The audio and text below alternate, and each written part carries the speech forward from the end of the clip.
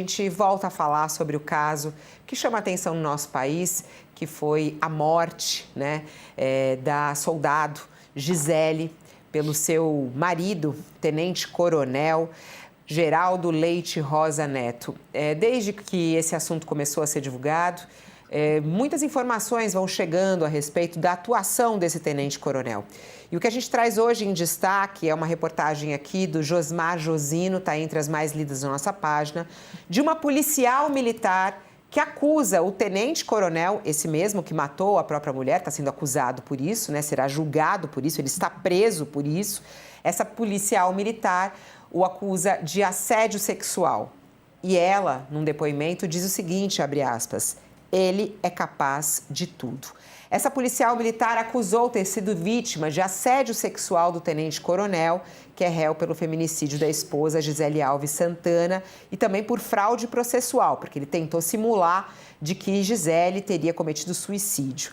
Essa policial militar fez a declaração ao Ministério Público do Estado de São Paulo e relatou que o tenente-coronel é capaz de tudo. A reportagem, o advogado do tenente-coronel disse que essa acusação e essa denúncia é desprovida de elemento fático idôneo para respaldá-la, ou seja, nega essa acusação. Mas a denunciante é uma testemunha protegida pela Justiça. O UOL optou por omitir as informações sobre ela para preservar a identidade da vítima. Mas esta mulher, que é uma policial militar, pediu ao Ministério Público a ocultação também dos seus dados por ter medo de ser prejudicada pelo relato. Mas, em um depoimento no dia 16 de março, ou seja, na semana passada, ela contou ter sido comandada por Rosa Neto, pelo tenente-coronel, durante 4 meses, no ano de 2025, na companhia de um batalhão aqui em São Paulo, na capital paulista. E disse ter sido assediada por ele, pelo tenente-coronel, diversas vezes. A testemunha protegida afirmou que, diante da morte da Gisele e do perfil opressor do tenente-coronel, ela se sentiu estimulada a realizar a denúncia ao Ministério Público. Ela contou que tinha muito medo da possibilidade de ter represálias dentro da própria Polícia Militar. E por isso não procurou ajuda antes. E com a morte da Gisele, ela se sentiu na obrigação de contar o que aconteceu com ela. No depoimento que ela deu, ela diz o seguinte, abre aspas, tenho medo de ser mais uma vez prejudicada em razão de ter coragem de realizar essa denúncia. Mesmo assim, estou prestando essas declarações para que todos saibam quem é esse tenente-coronel Neto. Conhecendo o perfil deste homem e tendo sido vítima dele, posso afirmar, ele é capaz de tudo. Fecha aspas, esse é o depoimento desta policial militar que nós não vamos revelar o nome. Ela conta que entre os assédios sofridos por ele, teve tentativa de beijo, ele tentava beijar ela por várias vezes, tentou levar ela para a sala dele, trancada sem ninguém, chamou ela para ir para a piscina, entre outras, Pediu, inclusive, para ela retirar a câmera corporal do corpo dela, e disse, ele queria criar uma intimidade, um vínculo que eu nunca quis e sempre neguei. E ele ficou contrariado, nervoso, porque ele não aceitava não ter a sua vontade atendida. Esse é o perfil desse tenente-coronel, segundo essa PM. Por isso que ela quis fazer essa denúncia. Nós estamos aqui com a professora, com a advogada, ela é especialista em direitos humanos também, a doutora Fernanda Peregril conosco, já aqui. Olá, doutora Fernanda, boa tarde, seja bem-vinda no nosso programa. Boa tarde, Fabíola, boa tarde, Josias, boa tarde, Leonardo. Esse não é um assunto novo, a gente sempre fala aqui sobre o receio das mulheres, em conseguir fazer uma denúncia sendo vítima de algum assédio, principalmente de alguém superior. E essa policial militar agora tomou essa coragem diante desse crime, que está sendo investigado. Eu queria que a senhora falasse um pouquinho sobre esse episódio e pelo que a gente está ouvindo agora das denúncias, e não só ela, outros casos também já apareceram, falando sobre o perfil desse tenente-coronel. Se casos como esse tivessem vindo à tona antes, será que a soldado Gisele poderia estar viva ainda? Porque esse homem, será que ele poderia ter sido freado antes? Isso que eu fico me perguntando. É um questionamento importante, mas a gente tem que lembrar que o assédio sexual e os crimes sexuais, eles são praticados, na maioria das vezes, de forma clandestina. Muitas vezes a própria vítima ela não consegue reunir provas, ou até mesmo se proteger naquele ambiente. O assédio sexual, ele é algo que, praticado dentro do ambiente de trabalho, há inclusive uma sobreposição dessa relação hierárquica, onde o próprio agressor, o assediador, ele utiliza daquele cargo para as investidas de cunho e conotação sexual. Por óbvio que para a vítima é muito difícil também trazer isso à tona, realizar a denúncia. Ela mesma, ela coloca que ela tem receio de sofrer represálias, que ela não quer se identificar. Isso é, sim, uma conotação também de que essas vítimas precisam ser protegidas após a denúncia. Não é a proteção só na ocorrência da violência, no sentido de prevenir para que isso não aconteça. É após a denúncia, como é que é tratada essa vítima? É isso que é o grande desafio, né? Por isso que esses casos têm tanta dificuldade de vir à tona, e eles vêm quando acontece já algo, como foi o caso desse feminicídio. Claro, a gente tem que ver que há ali um cargo de um tenente-coronel que se utiliza deste cargo para realizar essas investidas. Esse é o ponto importante desse caso. E aí, por óbvio, que quando acontece algo que vem à tona, que vem a divulga, né, que foi como foi esse caso horrível que a gente tem acompanhado, outras situações começam a aparecer, porque as vítimas se sentem minimamente seguras para falar sobre isso. Agora, doutora Fernanda, o que eu queria lhe perguntar é se nós estamos vivendo, parece um surto de agressões contra mulheres, né? Todo dia no noticiário uma coisa diferente, ora um estupro coletivo de alunos de uma escola elegante contra uma menina, outra escola elegante, essa é do Rio de Janeiro, em São Paulo, alunos se juntaram para separar as meninas, as alunas da escola, entre as estupráveis e as não estupráveis. Temos esse caso do tenente-coronel que se definia como macho alfa e que achava que a fêmea beta com quem ele vivia estava sujeita a todas as suas idiosincrasias, a todas as suas violências, né? Gente brutalizando mulheres dentro do elevador, com câmeras. O que eu queria lhe perguntar é se nós estamos aprendendo alguma coisa. Houve um avanço legislativo no Brasil que agravou os crimes, a pena do crime de feminicídio, né? Mas temos ainda um judiciário muito machista, né? Majoritariamente composto de juízes do sexo masculino, alguns deles até com dificuldade para definir o crime, confundem estupro com relação amorosa.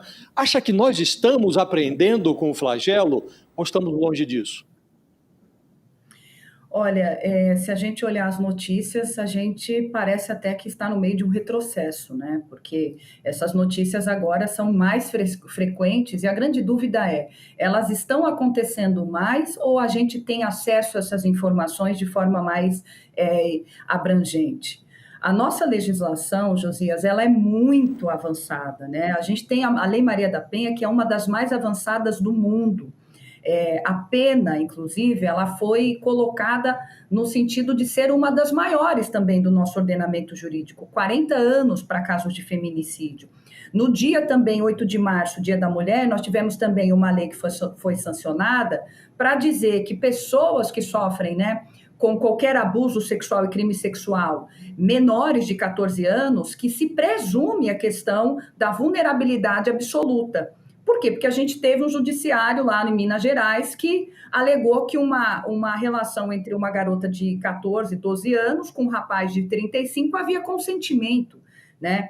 Então, o judiciário, ele também precisa, de forma muito proativa, se familiarizar com esse assunto, das questões da desigualdade de gênero. O que a gente tem na sociedade é uma relação de poder. E esse poder, ele se propaga nessas relações de afeto, né? Prova disso é o que a gente tem presenciado, essa questão desse discurso de uma superioridade masculina, onde a mulher é tratada como um objeto, como uma propriedade, né? Ela não quer mais a relação comigo, então ela não vai ser de mais ninguém. É um discurso além de ser machista, ele vem de uma cultura brasileira que coloca as mulheres nesse aspecto, né? Que subjuga as mulheres. A nossa lei, ela está, sim, evoluindo e ela tem trazido perspectivas, inclusive, de novas tipificações, como o cyberbullying e outras formas de violência. Nós temos um protocolo do CNJ para julgamento na perspectiva de gênero que todo judiciário deve, sim, se conscientizar que cada caso que chega até ele existe uma violência de gênero e uma desigualdade de gênero que antecede ao caso. É essa ótica que o juiz tem que analisar o caso, principalmente quando a gente fala de Brasil, onde essa cultura ela sempre prevaleceu. Então, eu posso dizer, se estamos aprendendo, eu acho que é mais do que a hora, e aí a gente precisa voltar para outro patamar. Se a lei não está coibindo isso, a gente precisa falar em educação nesse país, educação de gênero, porque se até nas escolas isso tem sido propagado, a gente já começa a falar que não é só uma questão geracional, né? É uma questão realmente social e que se propaga de geração para geração. Não, isso é o grande perigo, né? Porque a gente tem estudos já mostrando a misoginia que está acontecendo na adolescência, né? E esse caso que o Josias citou da escola em São Paulo é mais um exemplo disso. Estupro coletivo no Rio de Janeiro, mais um exemplo disso. Eu queria voltar para um ponto que agora as redes sociais estão nesse momento falando sobre isso. Teve um caso muito triste em Vitória, que aconteceu a morte de uma comandante da Guarda Municipal de Vitória, a Deise Barbosa, que também foi assassinada por um ex-companheiro, ela que atuava na violência contra a mulher. Uma história bárbara também, da mesma maneira como aconteceu com a Gisele. E muito chamou a atenção, né, doutora Fernanda, que nenhuma farda protege a mulher disso. E as pessoas estão discutindo que muitas vezes, nesse ambiente que é ainda mais machista, a dificuldade dessas mulheres, que também estão à frente da linha de segurança pública, tem ainda mais dificuldade de reagir ou até mesmo denunciar esse tipo de agressão, né? Queria que a senhora falasse um pouco sobre isso. A gente vê que não existe nada que proteja uma mulher, nem uma farda, nem um lugar de poder. A própria Janja, recentemente, falou sobre os assédios que ela enfrenta como primeira-dama, né? Queria que a senhora falasse um pouquinho sobre isso. É importante analisar isso, porque sendo mulher, e a questão do gênero, ela é algo frontal no Brasil. A gente não tem segurança em praticamente nenhum movimento, nenhum espaço social. A gente fala da própria residência, né, das relações de afeto, onde a mulher também não está segura. O fato de termos uma mulher fardada numa posição também onde ela lida com a violência, isso não significa que ela está blindada também de sofrer esse tipo de violência. Existe não só uma relação de poder, mas outras formas de violência que é muito presente nesse ciclo de uma violência doméstica, né? Nos casos que a gente vem falando, existia uma violência patrimonial, onde o marido, o esposo, ele também se utiliza de uma condição de proeminência financeira para dizer, olha, eu pago as contas, quem manda aqui sou eu. E aí é uma violência patrimonial que também mantém a vítima naquele ciclo de violência, né? Ela não consegue, muitas vezes, também buscar ajuda pessoal, individual para uma violência que ela está sofrendo. E isso não tem muito a ver com acesso. É isso que a gente tem se deparado, né? Não é o acesso, porque essa mulher de Vitória, ela lidava com o combate à violência contra a mulher. Então, nós estamos dentro de uma sociedade onde as mulheres são vulnerabilizadas, elas sofrem diariamente com a violência. Nós tivemos um caso recente de uma invasão a um convento, onde uma senhora de 70 e poucos anos sofreu um crime sexual, né, uma violência sexual. Aonde está essa segurança? Realmente ela não existe quando a gente está falando do gênero mulher. E aí depende se é uma mulher trans ou uma mulher cis, porque as mulheres trans também sofrem outras violências ainda de forma frontal.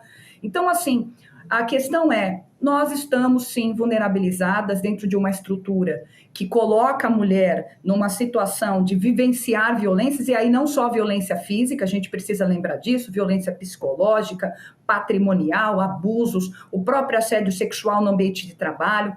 É uma situação que a gente precisa entender que existe, conscientizar e falar como é que a gente vai fazer a partir daí, porque a lei está aí. Se ela não for suficiente para coibir, o que a gente vai fazer? Então, a gente precisa partir para uma... Eu não vejo outra questão educacional. Doutora, boa tarde, né? Obrigado aqui pela presença. Eu concordo com a senhora, a questão educacional, exatamente porque, por conta de ser um problema estrutural, ele é fundamental.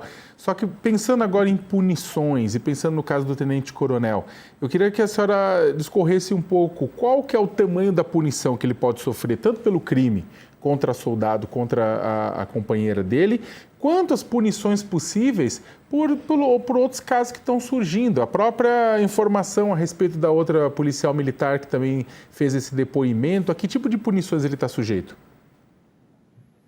Perfeito. Bom, nós tivemos uma legislação recente que aumentou a pena para crimes de feminicídio para 40 anos.